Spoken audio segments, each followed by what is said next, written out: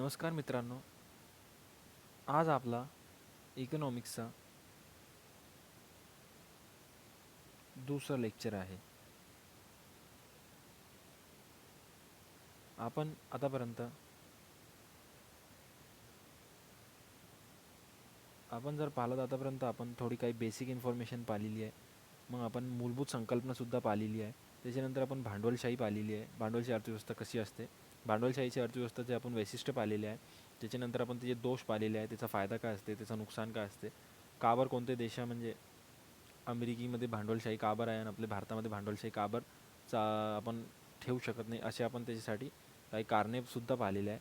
त्याच्यानंतर आपण जे पाहिला ते होता समाजवादी. समाजवादी कुठून आला, समाजवादीचा सोशलिस्टिक इकॉनॉमी कुठून आली आणि सोशलिस्टिक इकॉनॉमीमध्ये गव्हर्नमेंट कसं काम करत असते, त्याचे दोष काय, त्याचे फायदे काय, सगळं आपण पाहिलेलं आहे. आज आपण पाहणार आहे की भारतामध्ये कशी अर्थव्यवस्था आहे आणि भारत कशी अर्थव्यवस्था मध्ये आपली योजना वगैरे राबवते. तर आपण पाहू. आपला एक पॉईंट राहिला होता काल, ते आपण पाहून घेऊ आधी. 1991मध्ये सोव्हिएट रशिया आणि 15 स्वतंत्र राष्ट्रांचे तुकडे झाले. अनेक समाजवादी देशांनी अर्थप्रणाली त्याग केला आणि चीनमध्ये समाजवादी तत्त्वांनी शीतलीकरण करण्यात आला आणि चीन राजकीय दृष्टीने समाजवादी आहे, मात्र आर्थिक दृष्टीने भांडवलशाही आहे. आज केवळ क्युबा आणि उत्तर कोरिया, बघा हे हे जे पॉईंट आहे तुम्हाला आठवून ठेवायचे. क्युबा आणि उत्तर कोरिया हे मोठ्या प्रमाणात आज समाजवादी आहे. आपण पाहिला समाजवादीमध्ये की हुकुमशाही निर्माण होऊ शकते. मी तुम्हाला काल पण उत्तर कोरियाचा एक्झाम्पल सांगितलं होतं आणि क्युबा वगैरे सांगितलं होतं. तर पूर्णपणे भांडवलशाही का बरं आपण पूर्ण देशात राबवू शकत नाही, कारण की मी तुम्हाला म्हटलं होतं की गव्हर्नमेंट कर्मचारी मग करप्शन करू शकते, भ्रष्टाचार वाढू शकते आणि आपला जे लीडर आहे, सुप्रीम लीडर, त्याच्याकडून हुकुमशाही आपली देशामध्ये होऊ शकते. तर सुरुवातीमध्ये काय म्हटलेलं आहे की सुरुवातीमध्ये म्हटलेलं आहे की 1991मध्ये सोव्हिएट रशिया, जे रशिया आहे त्याचे 15 स्वतंत्र राष्ट्रांचे तुकडे झाले. म्हणजे त्याच्यामधून 15 राष्ट्र काय झाले, तुकडे झाले. जसं फॉर एक्झाम्पल आता ब्रिक्सचं जे करंट इव्हेंट चालू आहे, ब्रिक्समधून आपले हे देश बाहेर पडत आहे, तसं सेम हे झाला होता रशियासोबत. त्याचे 15 तुकडे झाले आणि ते अनेक समाजवादी देशांनी अर्थप्रणाली त्याग केला. मग त्यांनी काय केलं की जे आता रशियामध्ये पूर्णपणे काय होतं, रशिया जे देश होता ते समाजवाद तत्वावर चालायचा. मग जेव्हा 15 देश वेगळे झाले, मग त्यांनी काय केलं, समाजवाद तत्वाचा काय केला, त्याग केला. ठीक आहे. मग त्याच्यामधून काही देशांनी मिश्र अर्थव्यवस्था स्वीकारली आणि काही देशांनी समाजवाद अर्थव्यवस्था स्वीकारली. आता आपण की मिश्र अर्थव्यवस्था म्हणजे काय, तर मिश्र अर्थव्यवस्था म्हणजे कसं असते, आपण काल काय पाहिला की आपण भांडवलची अर्थव्यवस्था सुद्धा पाहिला, मग आपण समाजवादी अर्थव्यवस्था सुद्धा पाहिला. आता जेव्हा भारत आझाद झालाय 51मध्ये, तर भारतामध्ये माहिती आहे का, भारताचे अमेरिकासोबत सुद्धा जे हे होते आपले रिलेशन, ते सुद्धा चांगले होते. रशियासोबत तर आपण म्हणजे प्राचीन काळापासून मित्रच आहे. मग प्रॉब्लेम हे होती की आपले भारताचे जे लीडर्स होते, त्यांना माहिती आहे का, रशियाकडून सुद्धा म्हणजे खराब व्हायचा नव्हता, वाईट व्हायचा नव्हता आणि अमेरिकाकडून सुद्धा वाईट व्हायचा नव्हता. ह्यांना दोघांना म्हणजे ठेवून असा काही स्वीकारायचा होता की म्हणजे अमेरिकाला सुद्धा वाईट नाही वाटला पाहिजे आणि रशियाला सुद्धा वाईट नाही वाटला पाहिजे. मग त्यांनी विचार केला, म्हणे जर आपण समाजवाद स्वीकारला तर अमेरिकी लोकांना किंवा अमेरिकी म्हणजे जे सरकार आहे त्यांना खराब वाटणार आणि आपण सामा भांडवलशाही स्वीकारला तर रशियनचे सरकारला खराब वाटणार. तर मग आपले इंडियन लोकांना एक जुगाड काढला. आता तुम्हाला तर माहितीच आहे आपले भारतीय लोक किती जुगाडू आहे. तर त्याच्यामध्ये त्यांनी काय केलं की त्यांनी काय म्हटलं की ठीक आहे बा, आम्ही तुमची दोघांची अर्थव्यवस्था स्वीकारतो. त्यांनी म्हटलं का बा, दोघ अर्थव्यवस्था तुम्ही कशी चालवणार.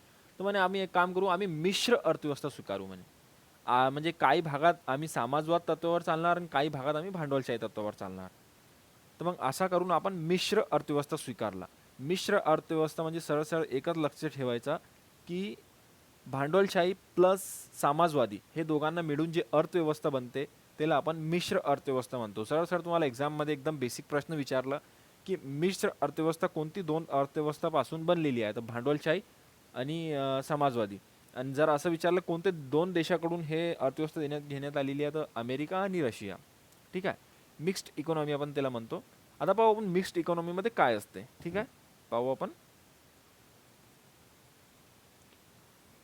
भांडवलशाही आणि समाजवाद हे दोन्ही अर्थप्रणाली दोष टाकून चांगले गुणवान समावेश साधणं प्रयत्न करण्याचा अर्थव्यवस्था मिश्र अर्थव्यवस्था असं म्हटलं जातं. जसं आपण म्हटलं की तुम्हाला काही म्हणजे जे जे आपल्याला चांगलं वाटणार, काही भागात आपण भांडवलशाही स्वीकारू, काही भागात आपण समाजवादी स्वीकारू. आपली देशांची परिस्थिती कशी होती त्या हिशोबाने आपण त्याला स्वीकारलं.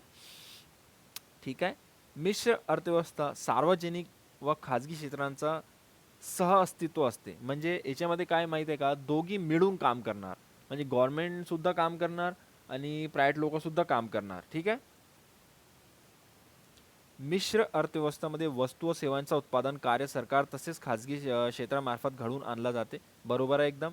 काय वस्तू सेवांचं उत्पादन सरकारी पूर्ण मक्तेदारी असू शकते. आता याच्यामध्ये काय असते की काय काय जसे काही हे आहे उद्योग आहे त्याच्यामध्ये माहिती आहे का, सरकार फक्त त्यांची मोनोपोली ठेवू शकते पूर्णपणे. म्हणजे फक्त आणि फक्त हे जे उद्योग आहे हे फक्त सरकार चालवणार. For example railway.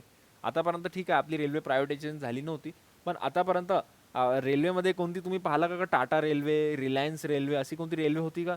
नाही. जर तुम्ही बँकिंग फायनान्स इकडे तिकडे पाहिलात, तिकडे दोघी मिळून काम करायचे. तर तुम्हाला रिलायन्सचे फायनान्स भेटणार आणि आपले टाटा इन्स्टिट्यूट्स भेटणार. म्हणजे असे वेगळे वेगळे कंपन्याज भेटणार. प्लस गव्हर्नमेंटची सुद्धा तुम्हाला बँक भेटणार, SBI. गव्हर्नमेंटची सुद्धा तुम्हाला फायनान्स कॉर्पोरेशन्स भेटणार. असे म्हणजे मिळून काम करायचे.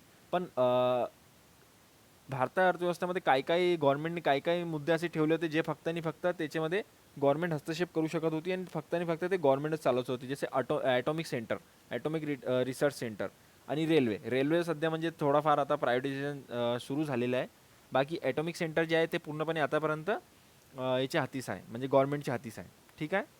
तर काही भागामध्ये सरकारची पूर्ण मक्तेदारी असू शकते, म्हणजे ज्याला आपण मोनोपोली म्हणतो. ठीक आहे. मग नंतर काय सांगितलेलं आहे की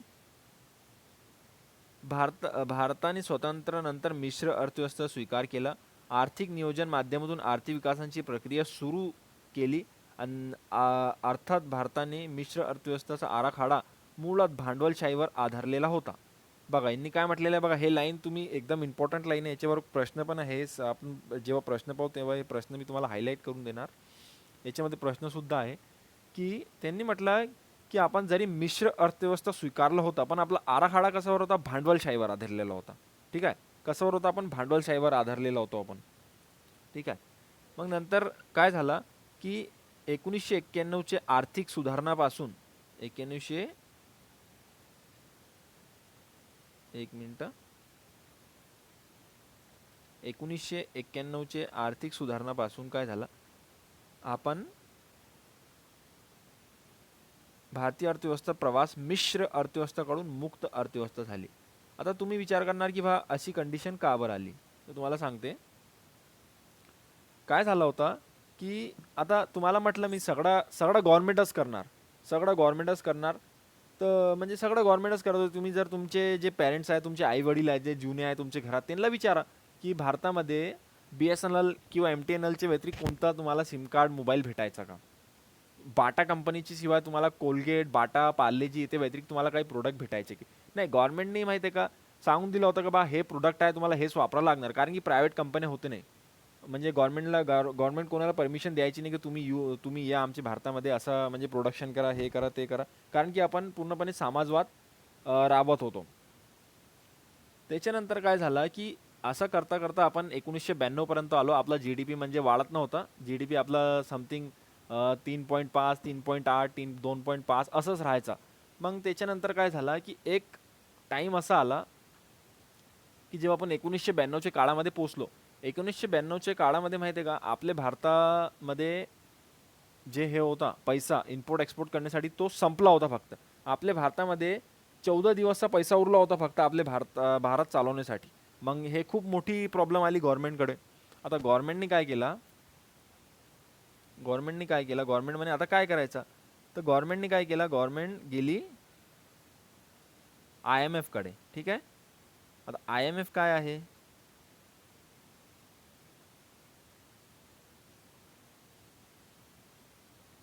गव्हर्नमेंट गेली IMF कडे. ठीक आहे.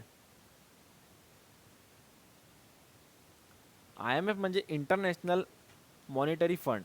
ठीक आहे. नाणेनिधी आपण म्हणू त्याला.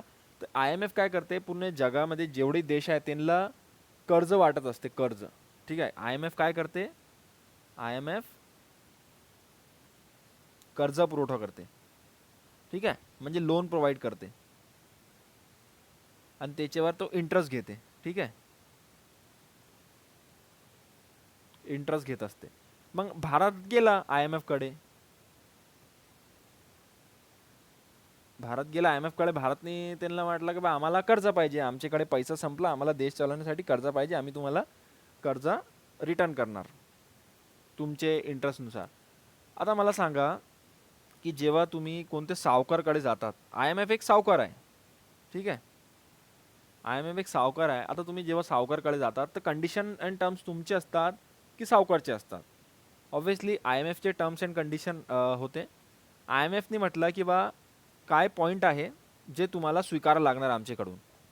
तुम्ही जे सगळ्यात पहिलं, आता IMF आहे अमेरिकेमध्ये, ठीक आहे, तर अमेरिकेमध्ये आहे, तर IMFने काय म्हटलं, सगळ्यात पहिले म्हणे तुम्हाला भांडवलशाही स्वीकारावं लागणार, ठीक आहे. भांडवलशाही म्हणजे ओपन मार्केट पॉलिसी,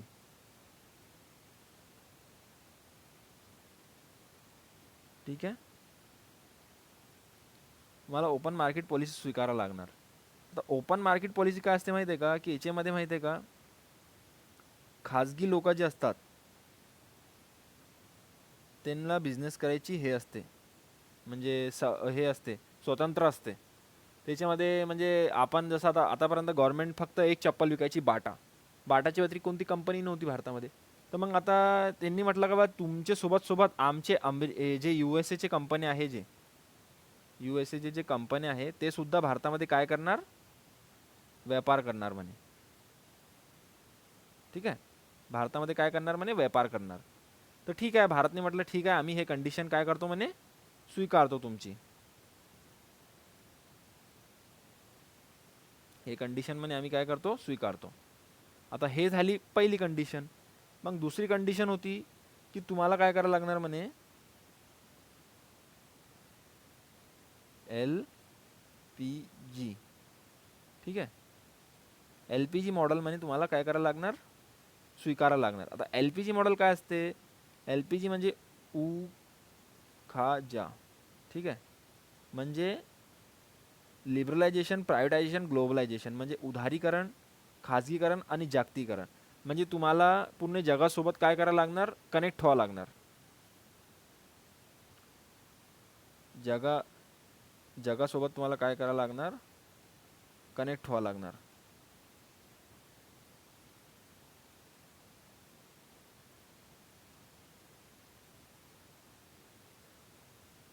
जगासोबत तुम्हाला कनेक्ट व्हावं लागणार आणि त्यांच्यासोबत तुम्हाला व्यापार करायला लागणार. त्यांचे कंपन्यासुद्धा तुमच्या भारतामध्ये येणार, तुमच्या भारतीय कंपन्यासुद्धा बाहेर जाणार आणि त्यांचे प्रोडक्ट तुम्हाला त्यांना परमिशन द्यावं लागणार, प्रोडक्शन करायची, सेलिंग करायची, हे करायची. तर मग गव्हर्नमेंटने हे, आता गव्हर्नमेंटकडे मजबुरी होती, कारण गव्हर्नमेंटकडे दुसरा कोणी कर्ज देणार नव्हतं, कारण की व्यक्तीला कर्ज तर पाहिजे नाही, देशाला कर्ज पाहिजे. आता देशाला आपण एक कोणता व्यक्ती कर्ज देऊ शकते का, कारण की देशामध्ये म्हणजे करोडोमध्ये कर्ज पाहिजे, ठीक आहे. तर मग त्यांनी कंडिशन स्वीकारली. मग आपण काय केलं, 1992 मध्ये, 1992 मध्ये LPG मॉडेल आपल्या भारतामध्ये लागू केला, ठीक आहे.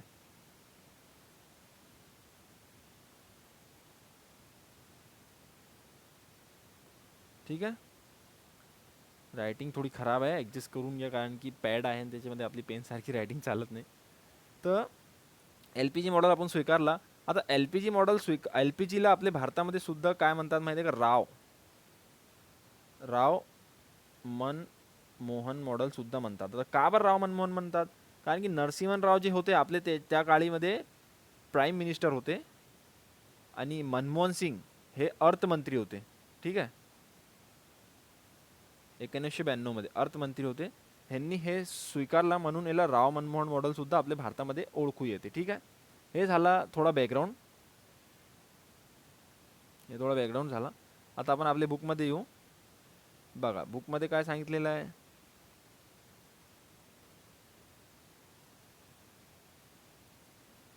आपण काय केलो, ओपन मार्केट पॉलिसीकडे आपण जावं लागलो, ठीक आहे, म्हणजे मुक्त अर्थव्यवस्थेकडे आपण फ्री मार्केट इकॉनॉमिक पॉलिसीमध्ये आपण गेलो. 91 नंतर आता हे झाला कन्सेप्ट. हे फक्त समजून घ्या तुम्ही, कारण की LPG वर आपला जे हे आहे पूर्ण, त्याच्यावर आपला पूर्ण एक चॅप्टर आहे जे पुढे आहे, जे आपण घेऊ. सध्या तुमचे एक बेसिकसाठी मी हे इकडे सांगितलेलं आहे की IMF वगैरे कर्ज देणारी हे होती, मग त्यांनी आपल्याकडे म्हणजे अशी शर्त ठेवला, मग आपल्याला कर्ज पाहिजे होतं, तर मग आपण त्यांची शर्त स्वीकारलं, मग LPG मॉडेल आपण स्वीकारलो. ठीक आहे. हे त्याच्या मागचं बॅकग्राऊंड होतं, जे बुकमध्ये सध्या तर आपले हे चॅप्टरमध्ये नाही, पण तुम्हाला सांगून दिलं. हे चॅप्टर तुम्हाला पुढे भेटणार आहे. ठीक आहे. तर ते टॉपिक आपला संपला. आता आपण पाहू की विकसनशील म्हणजे विकासांचे अर्थव्यवस्थेनुसार प्रकार. म्हणजे आता आपण पाहू की विकासाचे कोणते कोणते प्रकार असतात. म्हणजे आता देश डिवाइड केले जात असणार की हे विकसित आहे, हे अविकसित आहे, हे तर विकसितच नाही आहे, हे विकसित होण्याच्या गतीमध्ये आहे, असे काही प्रकार असणार ना. तर त्याच्यामध्ये बघा किती 3 प्रकार आहे. ठीक आहे.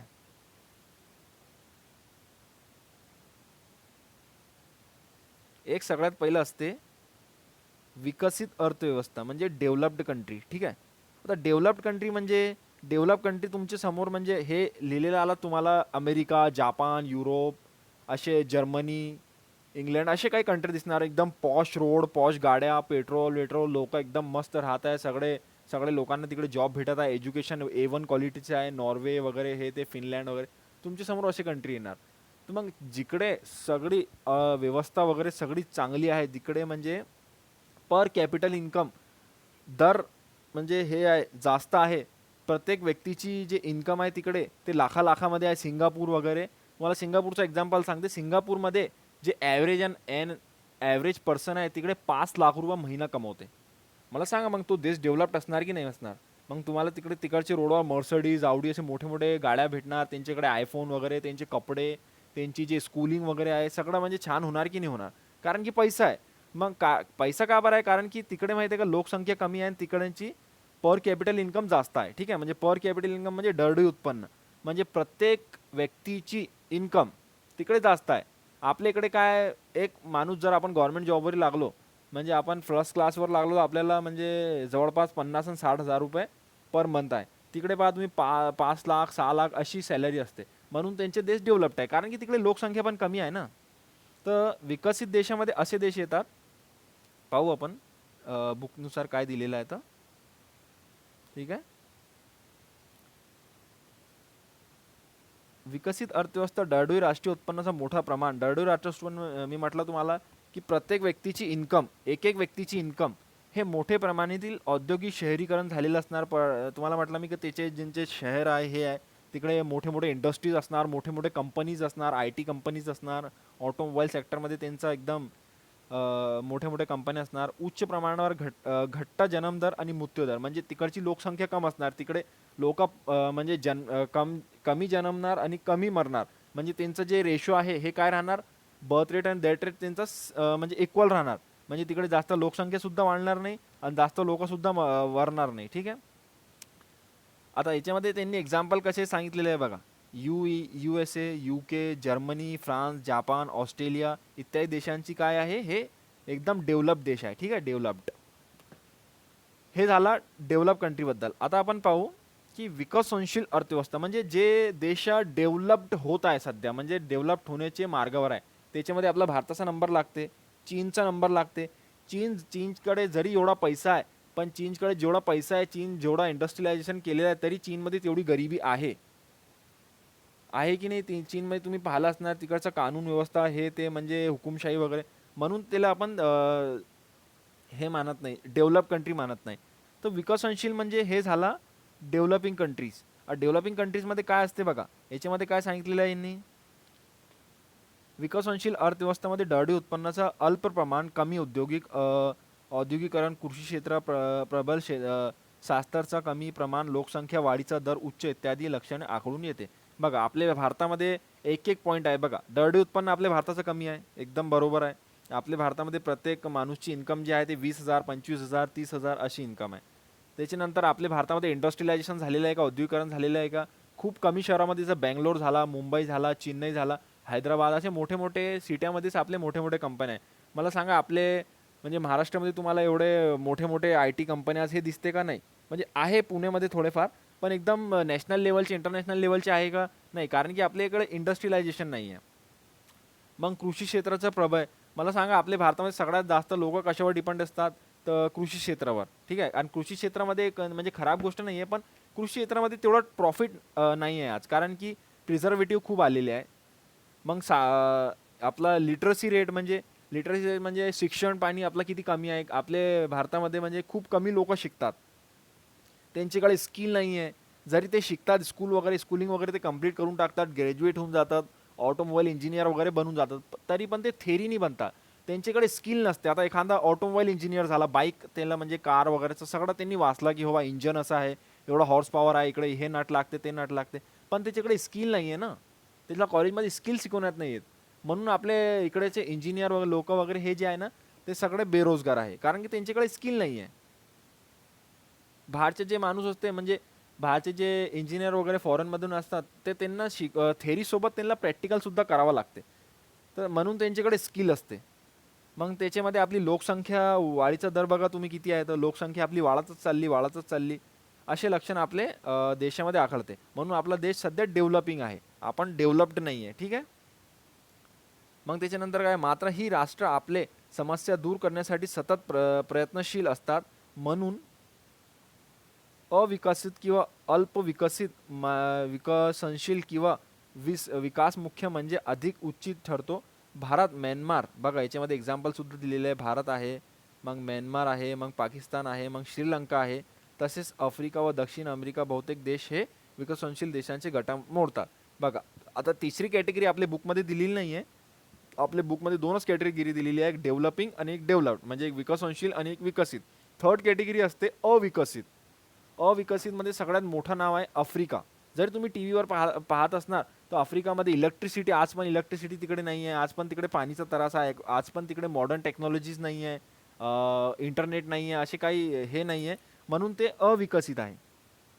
तिकडे विकास झालेला नाही, म्हणजे विकसित सुद्धा नाही आहे तो, विकसनशील सुद्धा नाही आहे तो, अविकसित आहे. म्हणजे तिकडे कारण की खूप सारा हे आहे. आणि अविकसित जे देश असते, मग तिकडे तुम्हाला माहिती आहे म्हणजे असे जे हे होतात धंदे वगैरे, क्राईम रेट वगैरे हे सगळं वाढून जातात. म्हणून त्यांना अविकसित देश आपण म्हणतात. सध्या तो आपल्या बुकमध्ये ते कॅटेगरी दिलेली नाही आहे. तर हे होता आपला म्हणजे विकसनशील देश कशाला आपण म्हणतो, विकसनशील अर्थव्यवस्था आपण कशाला म्हणतो, आणि विकसित अर्थव्यवस्था कशाला म्हणतो आपण. ठीक आहे.